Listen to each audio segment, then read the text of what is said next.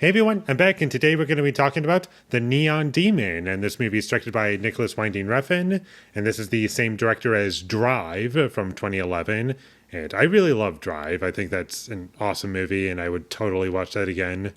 This movie I have always heard about, and it was on my watch list for a long time, and I was curious about it, and it looked interesting to me, and now that I saw it, I think I like it. It's kind of a weird way to say that because there are things about it that I love. One thing that I love is the way it's shot, the cinematography. Every shot in this movie is beautiful to look at. I love the look of this movie. And it kind of ties into the fact that these are just models and everything has to be beautiful. And there's even a line in the movie, beauty isn't everything, it's the only thing. I thought that was cool, and I was into the movie because of that, just from the look of it. And I thought the acting was pretty good. I was enjoying the performances, and Elle Fanning I was finding to be a compelling lead in this film, and I didn't feel as though her character was dragging the movie down. And there are lots of ideas that I do appreciate about this movie, and I do like the soundtrack choices in this movie a lot. I think the music is awesome and adds a lot to the experience of what I would want. And there are parts of the movie where there's no music, and it's very effective and adds to the tension of the film. And I liked how these characters were written, and they were very well defined just through the dialogue and the actions in which they were taking. And that stuff I found to be well handled, and I was with the movie for the first half at the very least, but after that point, I'm not saying it lost me, it just kind of goes in directions in which I find to be unsatisfying. Like, it was kind of channeling a few different things. One thing in particular I would say is Black Swan.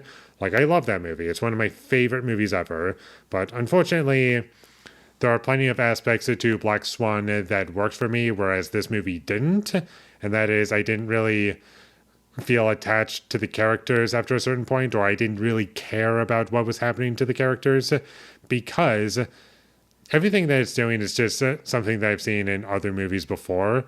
And sure, there's something a little bit different about this movie, for sure, but I just didn't feel as though what I was being given was all too special for it to be something worthwhile or anything that I would want to revisit this movie for. It's just, oh, this was different, beautifully looking, has some nice music to it. I would like to look at this movie and listen to the film. But as far as a story is concerned, there are things that I like, but unfortunately, they're just not in service of anything that I find to be interesting. And Keanu Reeves was in the movie, and I didn't feel as though his performance was very good. I found him to be kind of distracting, unfortunately. He plays kind of an unlikable character, which is a little bit different for him. He's usually a likable character or someone you can kind of latch onto, but in this movie, he just plays like an angry hotel manager, and yeah, he doesn't do a good job at selling that, unfortunately. And there are elements to the film where I was thinking, why are you having characters do this? Or why is our main character, Jesse, trying to comfort this woman who is clearly, like, kind of crazy and to just, like, smash up the mirror? Like, why are you trying to comfort her? Don't you feel as though that's a bad idea? Just keep walking, keep walking. Clearly, nothing good is going to come out of that if you try to talk, like, physically. Why would you do that? I don't understand why you would do that. And there are things that are just sprinkled throughout this movie that I just couldn't connect with. I also felt as though the ending for this movie took way too long for it to wrap up. I just felt as though the movie could have ended much sooner than it did. And I have no idea why the movie just felt the need to keep going, and I wasn't really big on the slower pacing of the film, and also I felt as though it was too long. It could have been closer to 90 minutes. I think it would have been a lot better. And there are aspects to the film where it's trying to be like a dream sequence, and it looks cool, but it just doesn't make me feel all too much for the characters, unfortunately. And my biggest takeaway from this movie is that it's well made, it looks nice, but it's just a worse version of Black Swan, and I would much rather be watching that movie. And this film was just too long and too slow for me, and the dream sequences at a couple moments reminded me a little bit of Sucker Punch. I'm not even kidding you. I was thinking of Sucker Punch a little bit when that was happening. Not saying it got to that level of bad, but I was kind of thinking of that a little.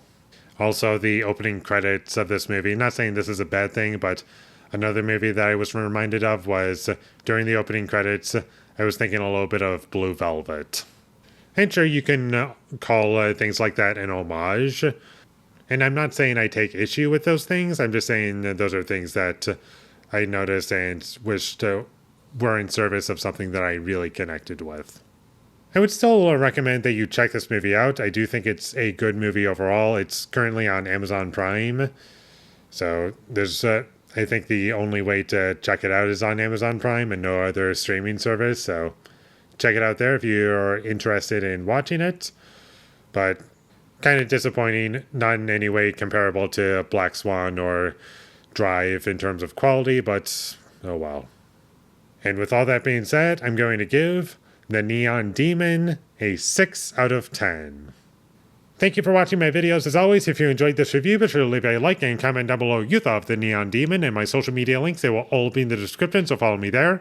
And last but not least, subscribe to be a part of Foley Nation, and I'll see you when I get my next review up, and that is going to be for Labyrinth. So look forward to that, but until I get that up, thank you for watching and have a great day.